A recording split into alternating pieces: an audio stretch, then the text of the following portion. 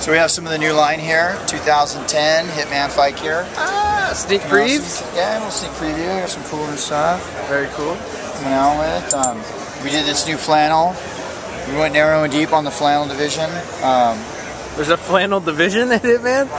Well, it's the flannel department? Product line offering. I hate Ryan Loca. What is this? Lined. Is that goose? No, it's satin. We did an inside pocket here.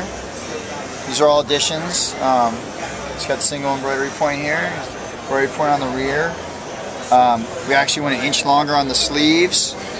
That was it, man. Let's try to come up with a good solid piece. We went with the snaps instead of buttons. Less breakage, less loss, so it's going to last longer in the garment. The lining is going to make it more of a value piece, so you're going to keep it in your wardrobe a longer period of time. This isn't a piece that you're going to loan out to your bro. There is no you left it in my car for 2 weeks, now it's mine. This actually has no, what would that be called? There's no 2 weeks. There's no statute of limitations. Really? There is no statute of limitations on reclaiming the lined Hitman flannel. Right. That's the hotness. Everybody knows a t-shirt is 3 days. Without a call. If you don't call within 3 days, the shirt is actually grandfathered to whoever keeps it. 2 weeks, and you actually can't even say anything when you see it. How'd you come up with that design? Brazilians love you. Yeah, they can't get you. Did the spray stencil, street art style. Actually, I did that myself.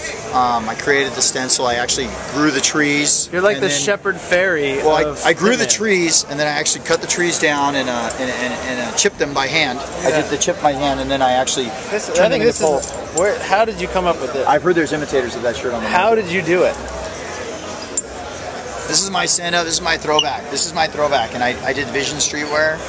You started Vision Streetwear? No, but I did a throwback to it, and there's actually a greater meaning behind this, because Vision Streetwear was one of the original casualties of the changeover in skateboarding, when skateboarding became less about flash and less about the initial explosion of skateboarding in the youth market, and Vision was one of the first categories because they marketed directly to that, and they marketed to non-skaters, they marketed to anybody that wanted to be affiliated with the sport, and they made some mistakes and went a little bit too deep into some sections, and ended up being one of the first casualties in skate. So this is my send-up in that, you know what, sometimes you gotta watch what you wish for, and success, while it is a reward, can also be a dangerous one, and you gotta be careful, man, because ultimately the kids decide and the fans decide, and everybody knows what's authentic and what's real and what they want to be associated with. And so this is my stand-up. Plus, I liked Vision when I was a kid.